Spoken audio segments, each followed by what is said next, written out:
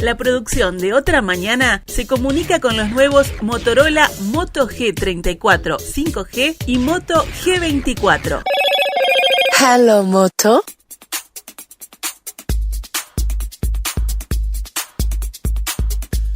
Asamblea Uruguay, el sector creado y fundado por Danilo Astori, festejará el próximo martes sus 30 años. Será el primero de esos festejos sin la presencia de su líder, fallecido el año pasado.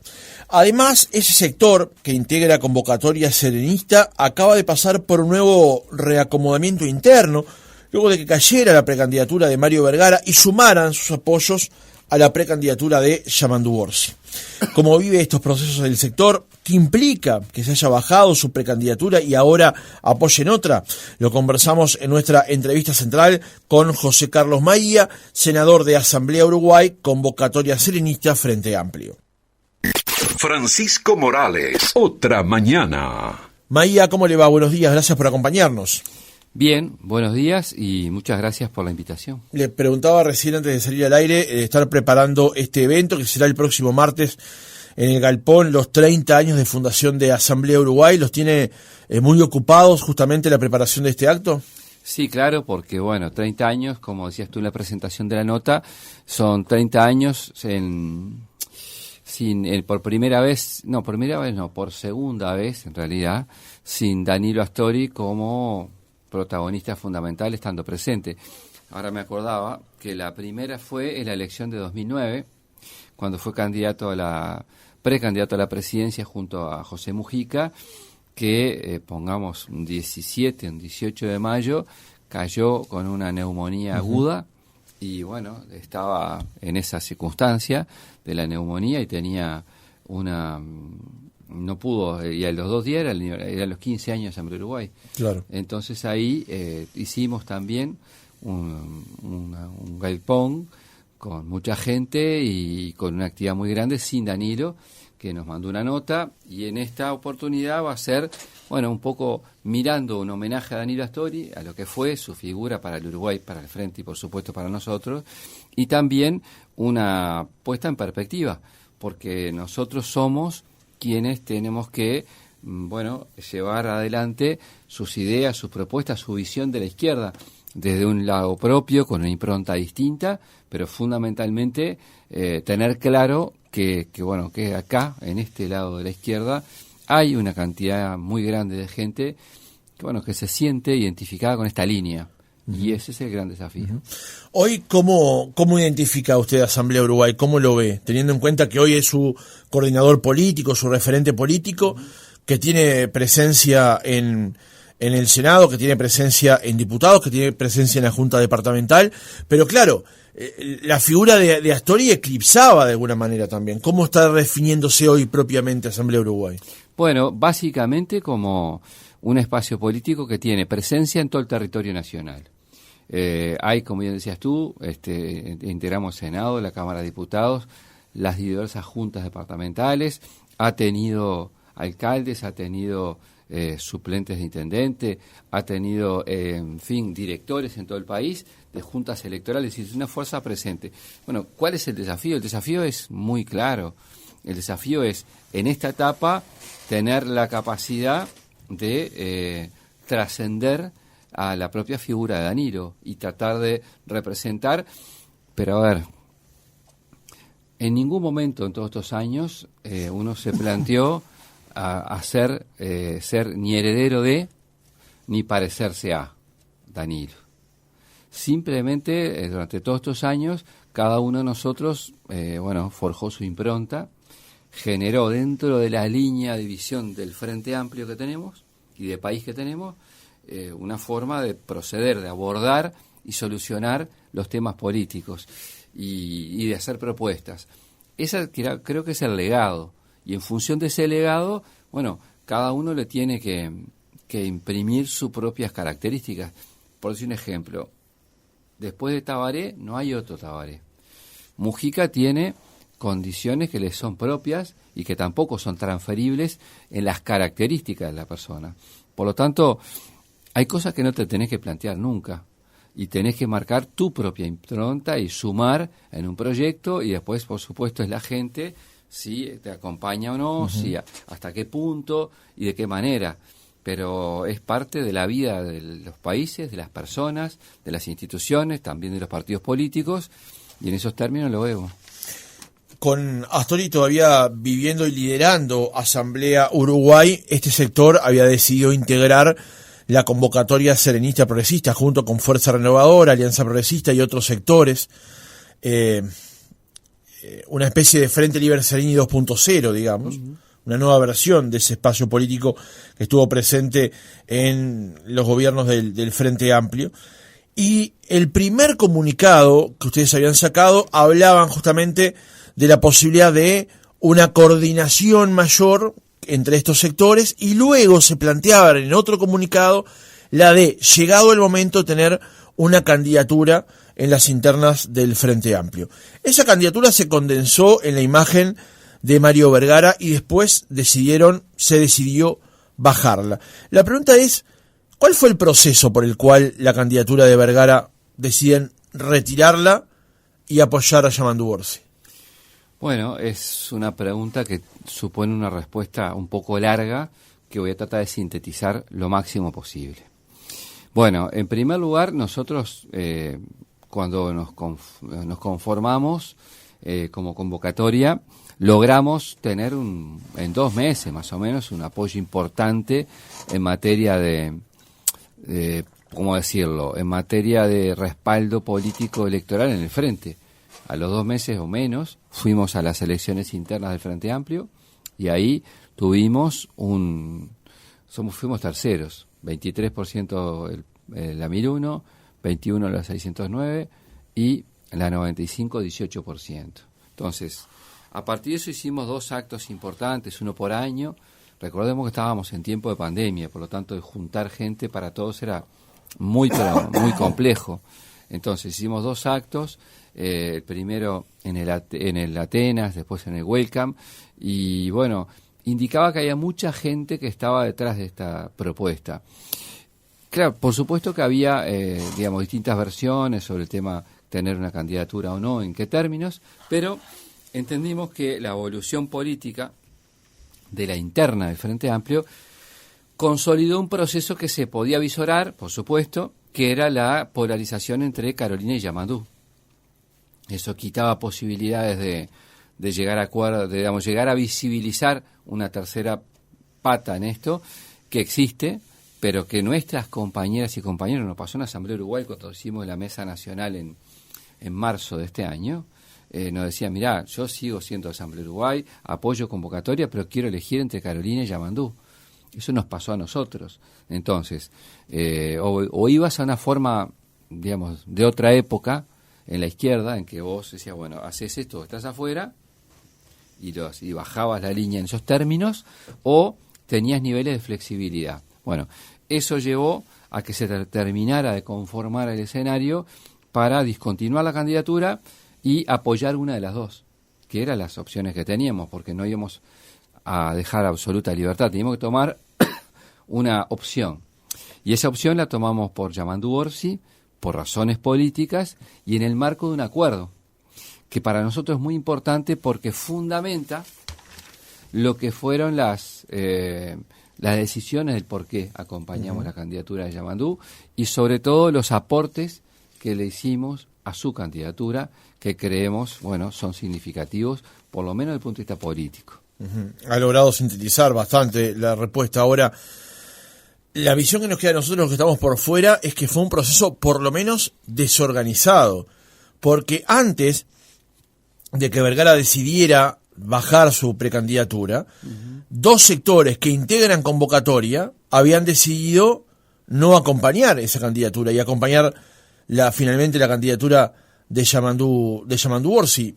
¿Cómo entiende eso entonces? Cuando no había una decisión orgánica de la candidatura, definir bajarla, y otros sectores ya habían decidido correr ese camino un tiempo antes. Bueno, porque sacaron la conclusión antes que el resto y tomaron la decisión antes, es decir... Pero no debería haber allí una unión, una unidad. Sí, claro, pudo y debió. Me hace acordar a mí alguna de las sanciones clásicas que cuando vos sos docente te ponen puede y debe.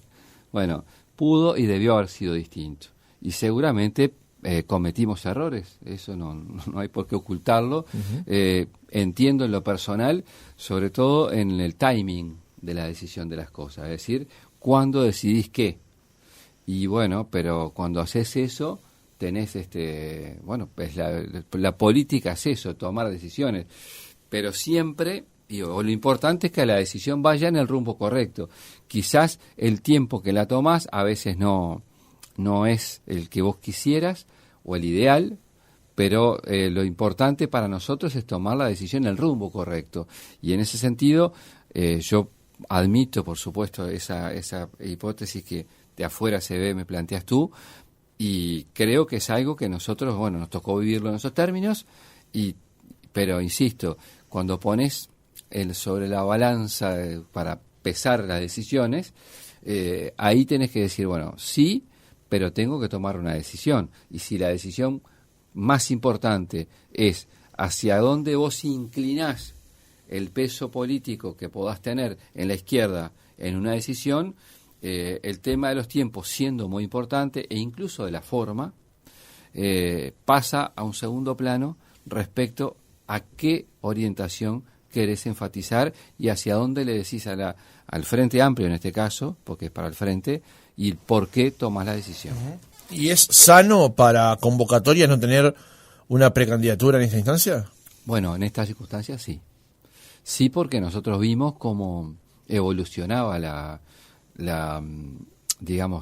polarización entre las dos candidaturas, y por otra razón más que estuvo en la base de la discusión que se dio a la interna nuestra. No siempre es necesario, a veces sí y a veces no lo es, pero no siempre es necesario ir por una candidatura para expresar la vigencia de tus propuestas e ideas. Eso es así. Pongamos por caso, Yamandú de la 609. Sí. El resto de los sectores no lo son. Carolina Cose notoriamente no es del Partido Socialista. Sin embargo, el Partido Socialista lleva su candidatura. Por lo tanto, es claro que desde ese punto de vista hay distintas maneras, y yo creo que es a través de las propuestas, de visión de país, de los énfasis. Nosotros lo hicimos, por ejemplo, en el acuerdo que le planteamos firmar a Yamandú, que es algo inédito, por lo menos en el Uruguay creo, y en la izquierda, que vos tengas dos precandidaturas, en este caso que una se haya bajado, pero además se haya puesto sobre la mesa un documento que se acuerde como fundamento político de la decisión, y que además tú veas en ese documento cuestiones que hacen a aportes específicos del sector que retira su candidatura y apoya otra.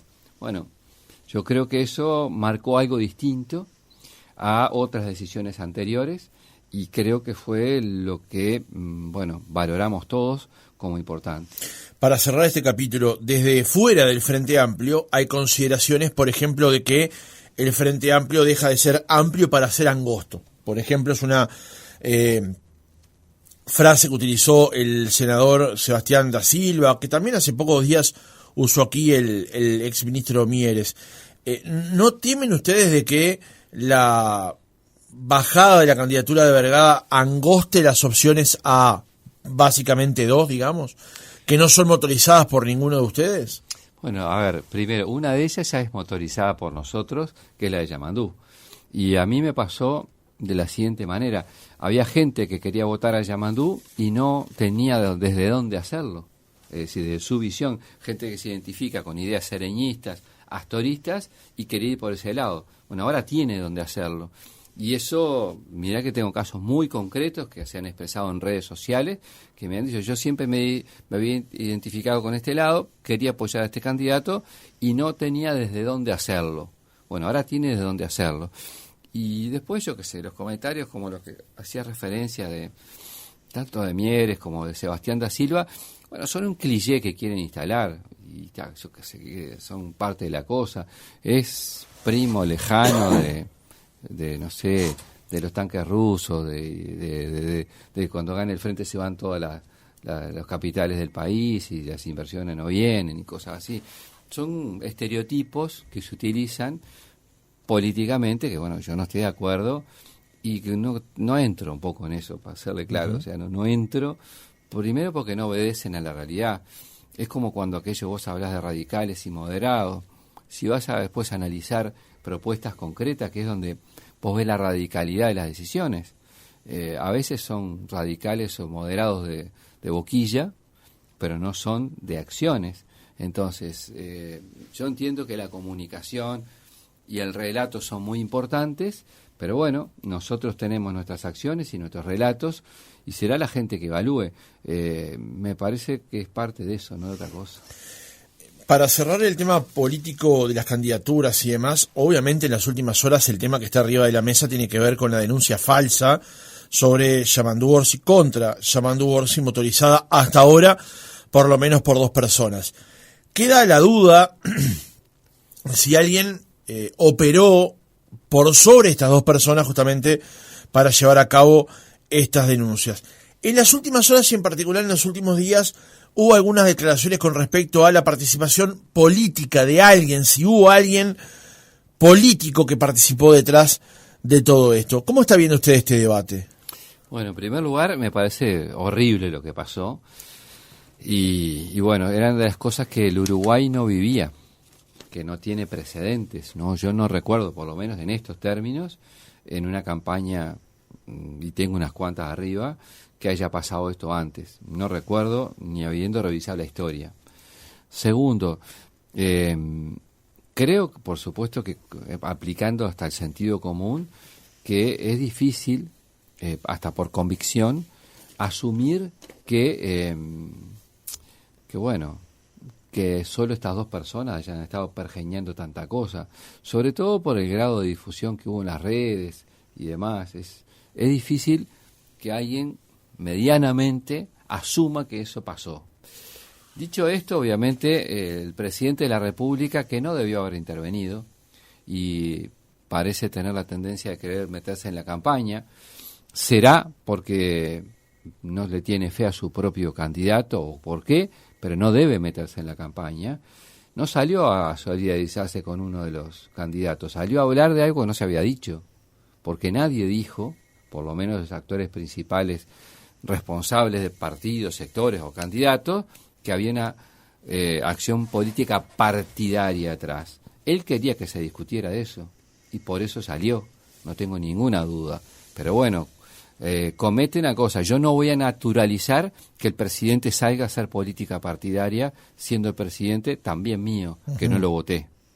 Tiene que terminar de gobernar e intentar cumplir alguna, aunque sea parcialmente, algunas de las cosas que se comprometió cuando ganó. Segundo, me parece a mí que esto es, digno de estudiarse, analizarse. Leí recién a un colega suyo que hablaba que, hace un ratito antes de entrar a estudios, que la fiscal iba a citar al propio Orsi y al Pacha Sánchez porque habían sostenido declaraciones que entendían que había cosas detrás. Me llama un poco la atención esta citación de estas horas, pero bueno, no soy de los que le gusta denostar a la justicia, ni trato de presionarla, como he visto se ha hecho mucho en esta administración, y ojalá esto sirva para llegar a fondo a la verdad. ¿Pero usted está convencido, digamos, o tiene la semiplena certeza, aunque no tenga las pruebas, obviamente, de que hay alguien más por detrás de las 2 personas que hasta ahora están ante la justicia por este caso? Mire, tengo la convicción de que es así. O sea, me llamaría mucho la atención que 2 personas aisladas de la nada, porque sí, ante sí, porque se despertaron, se le ocurrieron perjudicar de esta manera a un candidato, se despertaron y largaron con esto. Está raro. Lo que pasa es que hay un precedente que también es bastante impactante, o es impactante, que es todo lo que aconteció en torno al ex senador del Partido Nacional, Penades, y bueno, y hoy está preso. Entonces, realmente han pasado cosas muy extrañas. Yo nunca me imaginé que estas cosas pasaran en Uruguay en estos términos que se han dado, y no digo en el caso de Penades, que pasó antes, pero mire, todavía no estamos a 40 días de las internas. y estamos como estamos, me preocupa cómo siga el resto de la película, ¿no? Vamos a escuchar lo que decía en las últimas horas la precandidata del Frente Amplio, Carolina Cose. En vez de gobernar, hacen campaña. Y hace unos meses arremetieron contra nuestro compañero Yamandú en algo más parecido a un escrache sin pruebas que a una denuncia seria. Y el Frente Amplio actuó rápidamente y claramente. Yo misma hablé con Yamandú y me expresé tan pronto como pude. Y por suerte ahora se aclaran las cosas, se hace claro el panorama. Lo que está más claro todavía es que ni Yamandú, ni Andrés, ni yo, ni ningún frente amplista se va a dejar distraer. No nos vamos a dejar distraer. Algo que se desprende de estas declaraciones de Cose, o algo que está en el debate desde que, por ejemplo, Esteban Valenti lo colocó arriba de la mesa, es si hay alguien directamente de un partido político o un partido político detrás de este asunto. ¿Cómo ve usted ese cuestionamiento, ese señalamiento?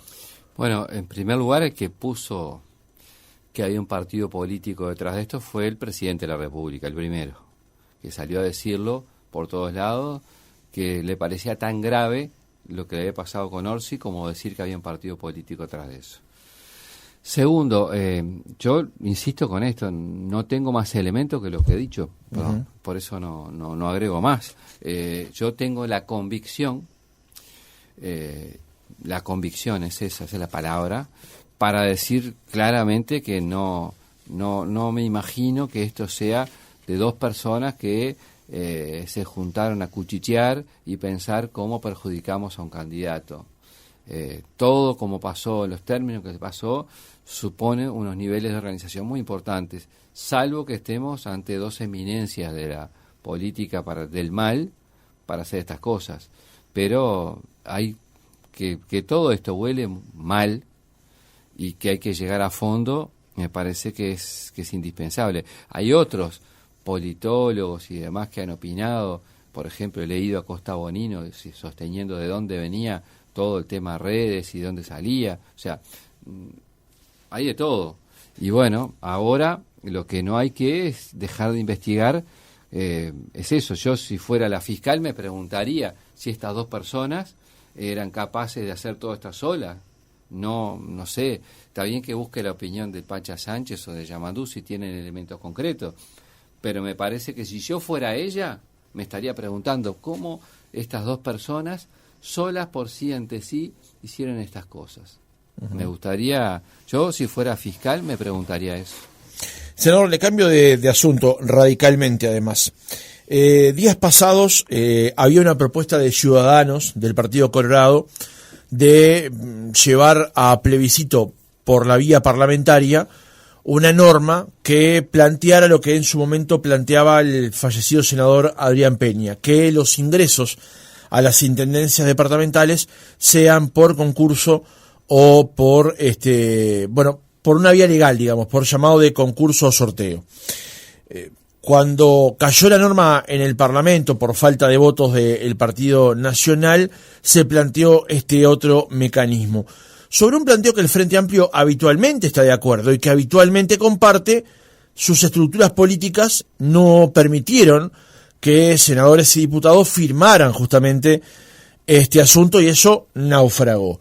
Pero en las últimas horas esto vuelto a la palestra porque el Comité Trubil, que integra la coordinadora M del Frente Amplio aquí en Montevideo, recolectó justamente una serie de firmas para que la iniciativa vuelva a ser considerada por el Frente Amplio y que eventualmente se llegue a sancionarlo en el Parlamento antes del 24 de mayo para que se pueda votar en el balotaje que se realizaría a finales de noviembre de este año.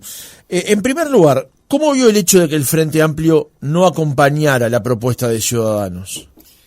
Bueno, lo primero, un error político muy grande, una muy mala señal hacia la sociedad y sobre todo hacia nuestros compañeros y compañeras del interior, que todos los días les toca vivir esa realidad, que en el interior profundo hay una especie de, digamos, de señores feudales en algunos departamentos que además el trabajo es escaso, porque si vos estás en departamentos como Artigas, por decir alguno, no sé, similares, voy a nombrar uno solo para no meter más lío, vos estás ahí al lado, no tenés tantas fuentes laborales como tenés en Canelones, Montevideo e incluso Maldonado. O sea, el área metropolitana o San José concentran población y oportunidades. Entonces, allá todos sabemos que el peso del Estado como empleador es muy importante, incluso para poder seguir viviendo en el lugar donde naciste.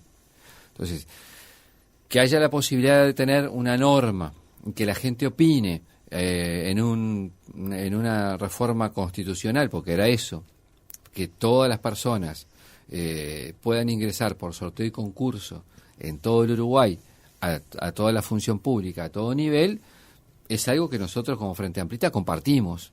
Ahora, considero que fue un error del Frente Amplio no haber acompañado esta iniciativa, más allá de que siempre la propuso el Frente. Yo he estado en toda la legislatura que le pusimos a votar, ni los colorados ni los blancos lo acompañaron, los blancos ahora tampoco, y esa es la razón por la cual eso no es ley.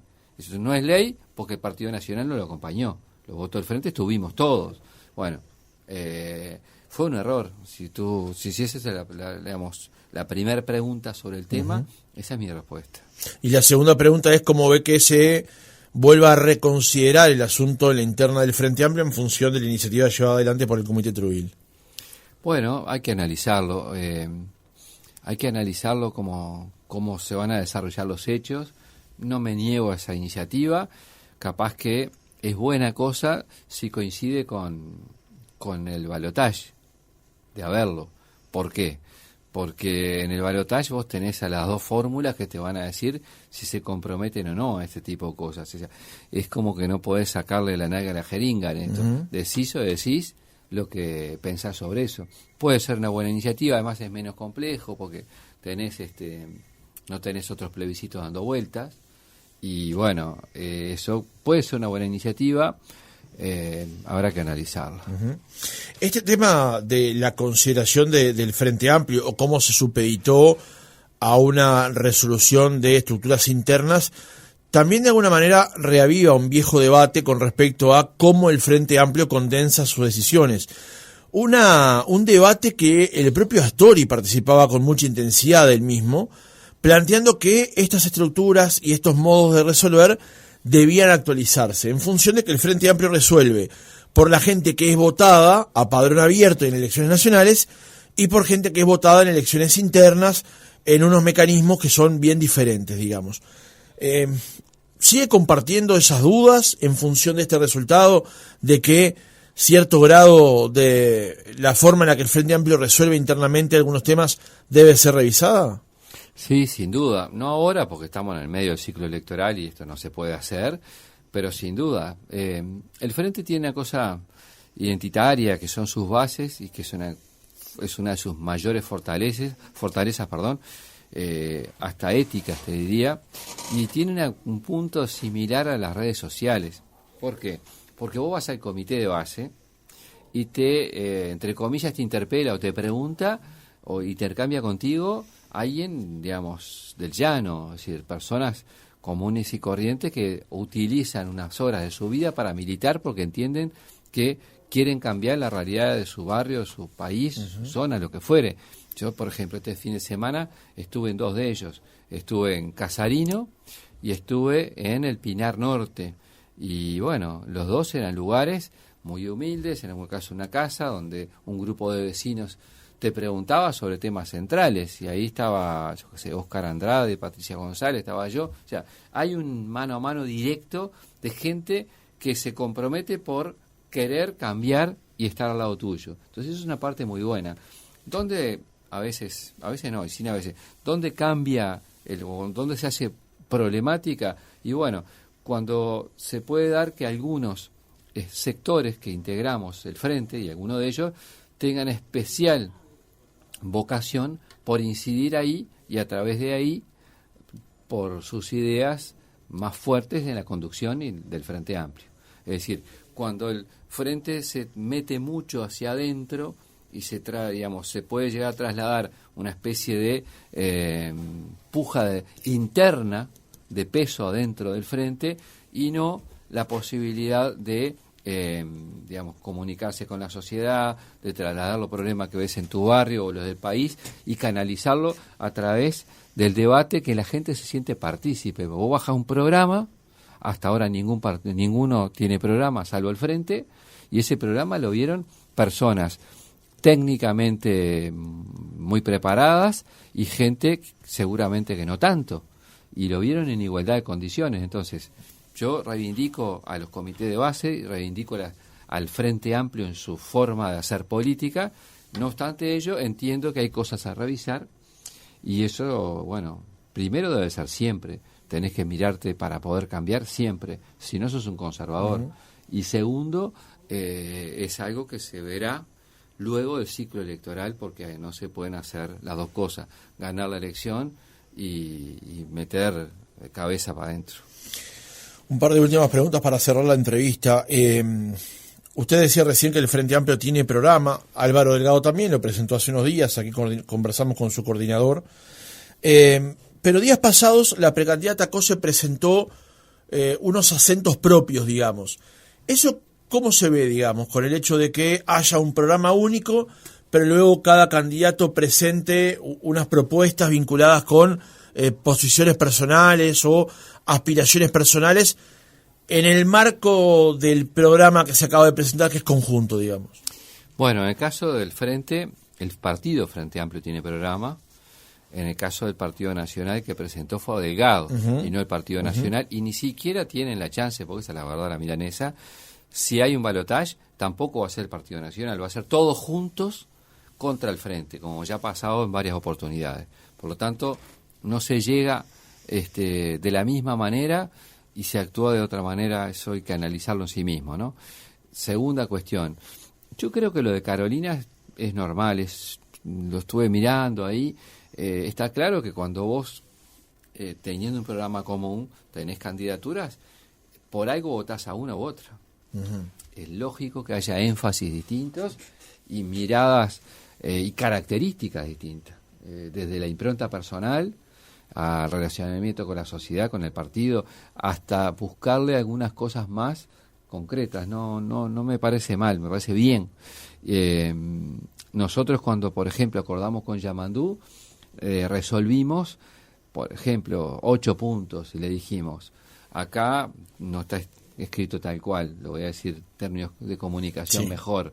No debe haber en un gobierno del Frente un gobierno en disputa, no debe haber 2 equipos económicos, no debe haber un doble rasero en materia de derechos humanos según la cercanía o lejanía ideológica o teóricamente ideológica del país donde pasan las cosas. Tener un país con una inserción abierto al mundo, no utilizar las empresas públicas para proyectos políticos personales, entre otras cosas. Es decir, esas creo que son énfasis que hay que hacer. Después podrás ir a aterrizarlo en el plan de gobierno. Uh-huh. El plan de gobierno ya es aún más concreto de medidas, pero para eso hay que pasar julio. Uh-huh. Me acaba de tirar un centro para una pregunta más, que esta no estaba preparada, digamos, pero cuando en la conferencia de prensa Vergara habla de un gobierno en disputa y 2 equipos económicos, inmediatamente me trasladó al gobierno de Mujica, donde él era ministro, justamente, y se hablaba de que había 2 equipos económicos, uno que funcionaba liderado por Vergara y Astori, como vicepresidente de la República, y otro por el señor Bonomo, el señor Canepa, y otra gente más que estaba en torre ejecutiva bajo la presidencia de Mujica. Y hoy Vergara da sus apoyos a el sector político que en aquel momento le hacía la vida a cuadritos, que era el MPP. ¿Cómo el Frente Amplio logra salvaguardarse de que una instancia así no pueda volver a ocurrir, digamos? Por varias razones. Primero, nos gusta decir las cosas claras, por eso que lo planteamos así. Segundo, nunca fue explícitamente reconocido esto, pero entiendo que de hecho hubo etapas en las que sucedió. Y sobre todo en la primera etapa, donde el ministro de Economía, que creo que fue la mayor parte del tiempo, fue Fernando Lorenzo. Hasta que fuera procesado por el caso Pluna. Exacto, con una circunstancia.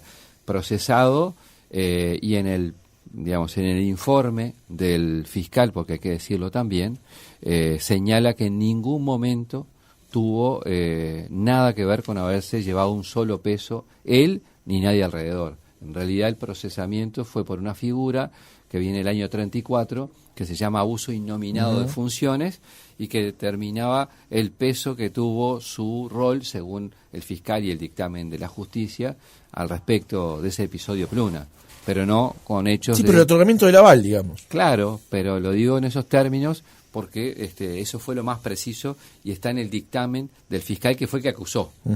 No ya solo en el del juez, que fue el que dictaminó. Estamos hablando en el viejo código. Exactamente. ¿verdad? Entonces, pero no me quiero desviar. Entonces, yo creo que acá, primero, es una experiencia de la cual tenemos que haber aprendido todos quienes, los frente amplistas, y es por esa razón, estoy convencido que Yamandú, que el propio Espacio 609 y nosotros en convocatoria, estamos convencidos que un gobierno del Frente y el Uruguay en su conjunto no debe tener una nueva etapa donde haya algún grado de tensión entre distintas visiones en el manejo de esta área de la economía.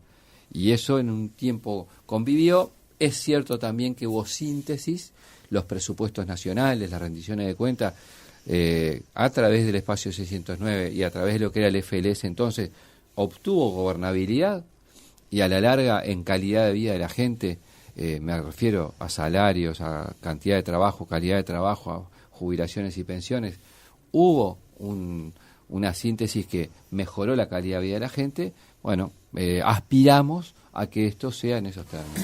No me quiero desviar, pero me la tira larga, le tengo que correr la pelota. Sí, bueno, corra, dele. El asunto es que también el desbarajuste fiscal que se armó en ese gobierno, influenciado entre otras cosas por las empresas públicas, generó que en el gobierno siguiente tuviera que aplicarse un plan de consolidación fiscal. Sí, claro, eso pasó, sobre todo en el tiempo de las empresas públicas, y hubo un problema muy claro, pasó fundamentalmente en una, o más que nada en una, o esencialmente en una, que fue en ANCAP. Ahí donde tuvimos un problema muy muy importante y bueno, asumimos por supuesto autocríticamente eso, si no nos lo planteamos. Convengamos también una cosa, ¿no? En esta gestión el desbarajuste fiscal viene muy fuerte y ni que hablar de todo el tema del atraso cambiario. Yo veía en el periodo pasado unas movilizaciones gigantes por atrasos cambiarios mucho peores que y veía además, por ejemplo, en otras áreas como la educación, críticas feroces al Frente Amplio, exigiendo más presupuestos, cambios y demás. Sin embargo, esas organizaciones en esta administración parece que tuvieron una disfonía muy fuerte, en algunos casos se evaporaron y los problemas en los dos campos aumentaron. Es decir, es peor la situación en la educación, por ejemplo, de la que se encontró en 2019. ¿Para usted la educación hoy está peor? Sin duda alguna. Pero no es que lo diga yo. Te voy a decir el informe del INED. El informe de INED 2022 indica que los principales indicadores que mide la educación media básica, están peores que en 2018. Entonces, no es que lo diga el Frente Amplio, lo dicen los indicadores que creó una institución del Frente, que se aplicó por última vez la medición de 2018, no se aplicó en el 20 por la pandemia, se aplicó en el 22, y todos esos indicadores dan peor. Entonces, pero no es que lo diga el Frente. No, pero lo que pasa es que lo que dicen las autoridades del INED es que pandemia mediante los indicadores dieron mal, pero podrían haber dado peor en función de la pandemia. Pero agrego, sí, agrego. Ya que lo dijo en términos futbolísticos, agrandaron el arco. O sea, usted se iba a examen y perdía el año si tenía tantas bajas y lo aumentaron. Y claro, si usted le agrandan el arco, capaz que hace más goles. Y es lo que pasó. Los cambios del marketing más grande que tuvo este gobierno, que se llamó transformación educativa, los empezaron a hacer, ¿cuándo? En enero del año pasado. Entonces, a mí me han preguntado en varios lados qué va a hacer el Frente Amplio si gana con la transformación educativa. Y yo voy a contestar lo que seguro no va a hacer. El Frente Amplio no va a pasarle por arriba todo lo que sucedió. Va a analizar con rigurosidad las propuestas académicas que se han hecho en este último tramo final, para evaluar si efectivamente tienen cosas buenas o no. Si las tienen, las que sean, se van a mantener. Y si no las tienen, se van a cambiar, pero sin el preconcepto de que esto venga de una administración anterior. Lo que yo sí digo es que se redujo el presupuesto para la educación, se recortaron la cantidad de horas, se reachicaron en la cantidad de docentes, es decir, las aulas en este periodo tuvieron más cantidad de estudiantes por aula, y por lo tanto, lo que ellos hablan de transformación educativa, insisto, ha sido mucho más, pero mucho más, una operación de marketing político que transformación a fondo y en serio, como se anunció durante la campaña electoral. Una última pregunta. Cuando anuncié el reportaje hoy, el oyente del 590 me dijo: hola, buen día, Francisco, para preguntarle al senador si será candidato a la intendencia de Canelones. No se ve un candidato potente para suceder a Yamandú Orsi. Hoy está en esa disyuntiva de ser o no candidato, no, porque su sector está cobijando un nombre. No tenemos ninguna definición en la materia. Esa es la verdad, la milanesa. Yo no me lo va a decir, pero que hay un nombre que ustedes están manejando, es posible. No le voy a decir. Pero no le voy a decir sobre todo por una cosa muy fácil. Sé que en algunos departamentos, sobre todo en el interior, está más dibujada la cosa. Ustedes ya están yendo a fulano, alcalde, intendente, esto. El Frente tiene que concentrarse, y yo también, en ganar la elección nacional. Obviamente soy uno de los nombres que el Frente Amplio conoce. Lo es Gabriela Garrido, lo es Leñani, lo es Metediera, en fin, lo es Carámbula, no Pablo, el hijo, Matías, y puede haber otros compañeros o compañeras que sean importantes, pero no veo ninguno de ellos que anteponga la elección departamental a la nacional, y hacen bien. ¿Pero usted está dispuesto eventualmente? Yo no estoy propuesto, ni estoy trabajando, ni tengo en la cabeza ser candidato a intendente por Canelones, lo cual no obsta que yo digo con toda claridad que sé que, también con falta de modestia, que mi nombre es un nombre que mis compañeros y compañeras valoran como importante, pero estoy focalizado en ganar la elección nacional. José Carlos Maía, senador de Asamblea Uruguay, convocatoria serenista Frente Amplio, gracias por haber estado otra mañana con nosotros. Gracias por la invitación, gusto.